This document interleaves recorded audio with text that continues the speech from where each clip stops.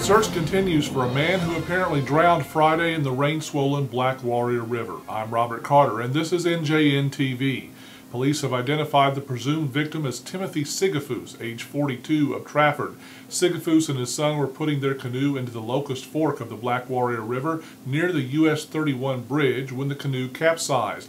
A Warrior teenager, Derek Creel, was fishing nearby and tried to save the pair. Creel was able to pull the youngster out of the water, but the current was too strong and swept Sigafus away.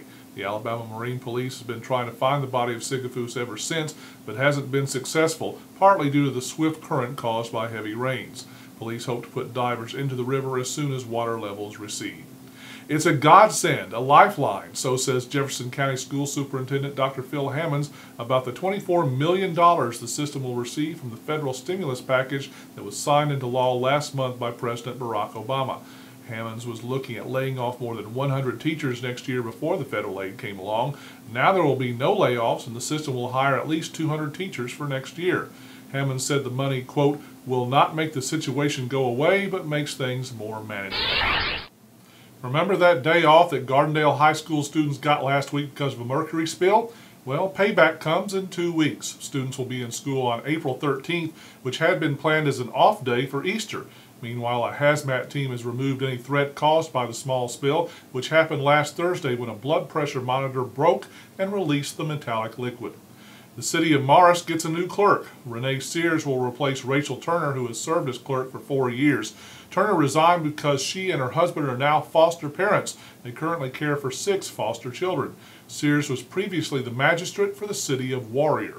Sports in a moment, but first a few items from the NJN community calendar.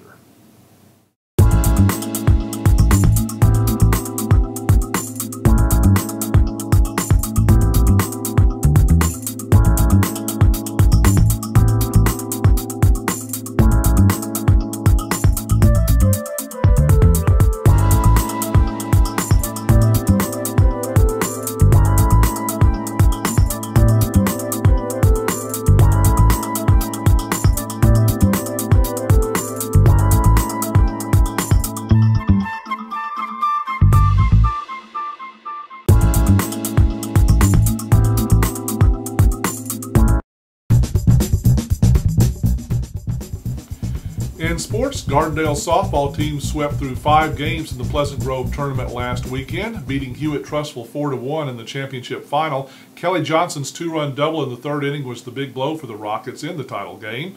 It was a mostly winning week for local teams in softball, baseball, and soccer, and here are the scores on a nice, sweet roll.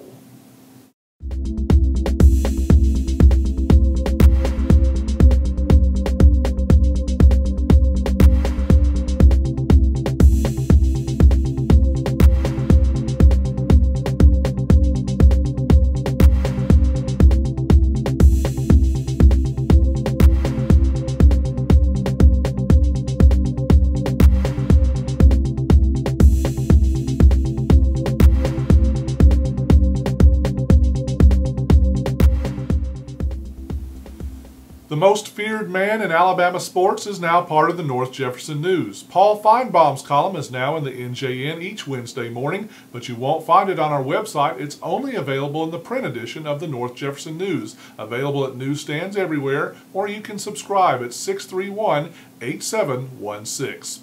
In weather, we're expecting more thunderstorms Tuesday afternoon and evening. Monday night should be fair and chilly with lows in the mid-40s. Tuesday should see clouds increasing in the morning hours with rain starting about noon, a high of 69. Sunshine returns on Wednesday with a high around 70.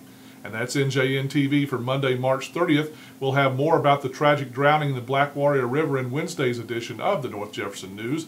And we're always online at njeffersonnews.com, and on Twitter, just follow NorthJeff News. I'm Robert Carter. So long.